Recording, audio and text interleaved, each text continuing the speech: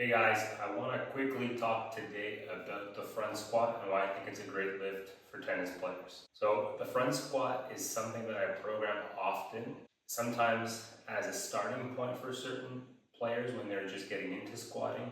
Other times it's just a variation lift. I still would like players to typically work up to being able to do full depth back squats, but there is a time and place for the front squat. While it offers a lot of different benefits, having a load in front often helps players achieve better positions early on. So having a more upright torso, being able to keep the bar path pretty vertical, getting into full depth or near full depth, and just trying to improve the squat mechanics, the range of motion early on using the front squat. But I think there's some other benefits that can be oftentimes overlooked, and I wanted to address those today.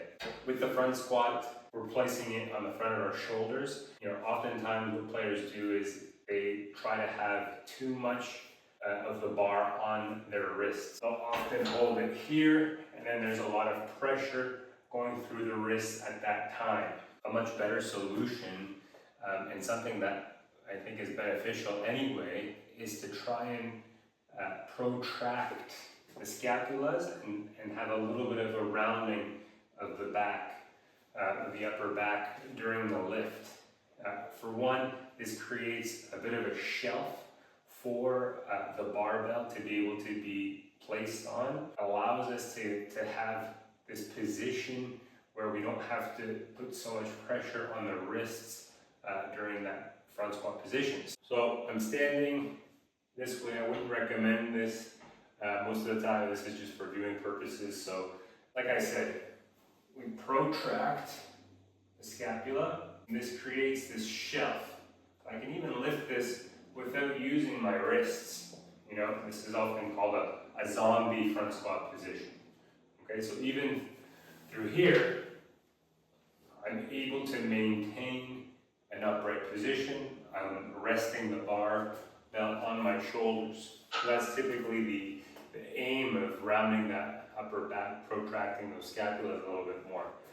So that's important. The next thing we want to do is, instead of trying to initially hold the bar with a full grip, we may use one finger, two finger.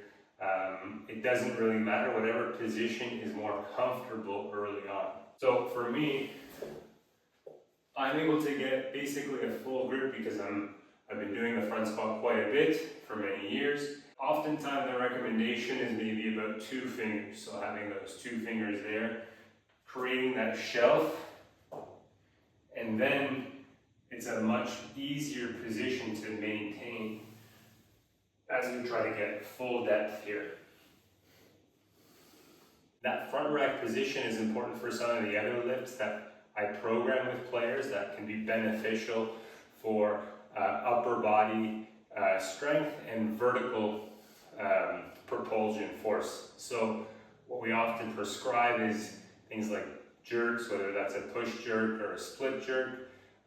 We start off in that front rack position. Same goes for the push press exercise and even a shoulder press, whether that's seated or standing. We may not get into the same position as the front squat, but we still need to have some range and mobility in that front rack position to be able to execute the lift well and sort of have less pressure and less soreness and less load going through the wrist joints. So that's sort of the aim there. And then from there, it's a lot easier to get the depth. So the next thing, really simple, you're in that position now, you have the barbell resting on that shelf, you've got two fingers holding the barbell.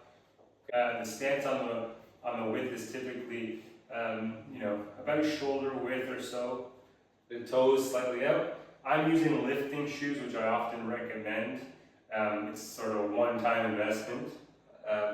But if you don't have lifting shoes, you can place small plates under your heels, or you can use a wedge, which we often do with a lot of our players, and that allows us to just maintain that vertical torso early on, easier to control, center of mass as we squat down.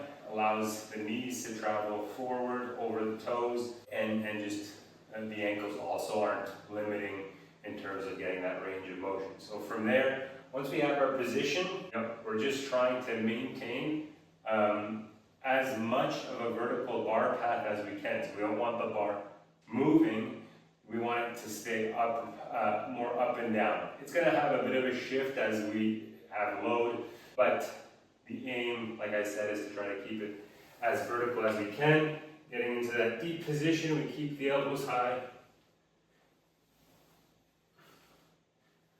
And getting that full range of motion there. Those are some of the benefits of why we use the lift, as well as just some really simple cues that you can use to get started.